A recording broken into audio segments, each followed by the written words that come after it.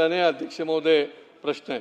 अध्यक्ष महोदय, या ठिकाणी प्रतिबंधित क्षेत्र आहेत, म्हणजे आत्ताच मध्यंतरी एअरफोर्सची त्या ठिकाणी फार महत्त्वाचं स्टेशन आहे कोलशेतला, त्याचे काही नियम आहेत, बांधकामाचे नियम आहेत, परंतु संगनमताने त्या ठिकाणी 8-8 मजली इमारतीला देखील परवानगी देण्यात आलेली आहे अध्यक्ष महोदय। आणि त्या ठिकाणी सेक्टर 5 मध्ये जे इमारती उभ्या केलेल्या आहेत त्याला स्थगिती देणार का? शहर विकास खातं कोणालाही काही देतं? त्या ठिकाणी धोक्याचा प्रश्न निर्माण होऊ शकतो। एअरफोर्सचं ते महत्त्वाचं स्टेशन आहे, संवेदनशील भाग आहे, आणि त्याच्यामुळे या प्रश्नाचं देखील शासनाने गंभीर दखल घ्यावी आणि त्या ठिकाणी कार्यवाही करावी। अध्यक्ष महोदय, डेव्हलपमेंट प्लॅनचं काम चालू आहे UDPCR, अजून आमच्यापर्यंत आलेल्या हजारो तक्रारी आलेल्या आहेत। या डेव्हलपमेंट प्लॅनची नीट चौकशी झाली पाहिजे अध्यक्ष महोदय। ज्या ठिकाणी मैदान आहेत, ज्या ठिकाणी रेसिडेन्शियल झोन आणि ज्या ठिकाणी नॉन रेसिडेन्शियल झोन आहेत त्याच्यामध्ये मोठ्या प्रमाणामध्ये गैरव्यवहार केलेला आहे। काही जुन्या आणि माजी अधिकाऱ्यांना त्या ठिकाणी बसवून सोयीने बिल्डर धार्जिणे अशा प्रकारचा डेव्हलपमेंट प्लॅन केलेला आहे, हा माझा अध्यक्ष महोदय आरोप आहे। आणि त्याच्यामुळे ते पास करताना काळजी घेण्याची गरज आहे, त्याची चौकशी करण्याची गरज आहे अध्यक्ष महोदय। अध्यक्ष महोदय, शासकीय जागेवर TDR दिला जात नाही हा नियम आहे, परंतु आमच्या ठाण्यामध्ये शासकीय जागेवर देखील त्या बिल्डरला TDR देऊन हे लोक मोकळे झालेले आहेत अध्यक्ष महोदय। आणि शासकीय जागावर SRA प्रकल्पाच्या मध्ये TDR देऊन त्या TDRची विक्री देखील त्याने 50% करून तो मोकळा झालाय। हे कुठल्या आशीर्वादाशिवाय होऊ शकतं का अध्यक्ष महोदय? संगनमताशिवाय होऊ शकतं का अध्यक्ष महोदय? आणि त्याच्यामुळे या संबंधामधले देखील माझा मागणी आहे की या संबंधामध्ये देखील आपण चौकशी करावी आणि योग्य ती कारवाई करावी अध्यक्ष महोदय।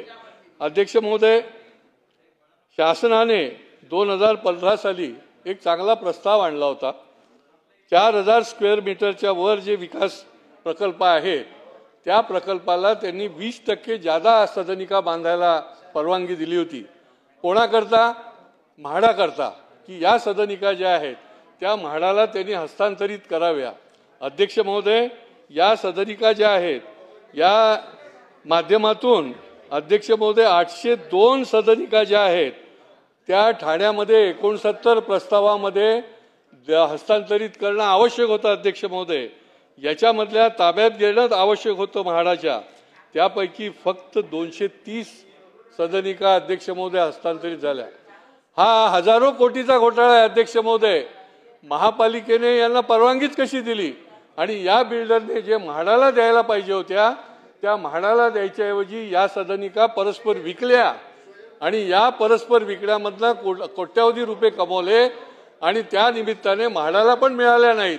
अध्यक्ष महोदय, माझी मागणी आहे की महापालिकेने या संबंधामधले गुन्हा दाखल केलेला आहे, सगळ्यांवरच करायला पाहिजे, पण एका प्रोजेक्ट करता त्यांनी हा गुन्हा त्या ठिकाणी दाखल केलेला आहे, परंतु या गुन्ह्याच्या संबंधामध्ये पुढे कुठलीही प्रकारची कारवाई झालेली नाही। या गुन्ह्याच्या संबंधामध्ये बिल्डरवर कुठलीही कारवाई झालेली नाही आणि म्हाडाने देखील कुठल्याही प्रकारचं त्या ठिकाणी कारवाई करण्याची भूमिका घेतलेली नाही।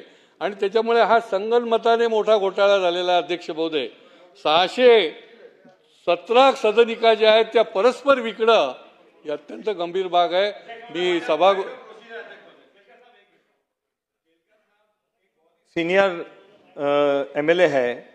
अध्यक्ष महोदय, पूरा बेंच खाली है, विरोधी पक्ष का प्रस्ताव है, इतनी गंभीर चर्चा हो रही है और कोई एक मिनिस्टर, अरे नहीं, एक मिनट अभी अध्यक्ष महोदय, सरकार ने नोंद लेना चाहिए विरोधी पक्ष का इतना इंपॉर्टेंट प्रस्ताव, केलकर साहब जैसे इतने सीनियर आदमी बोल रहे हैं और बात सुनने के लिए वही नहीं।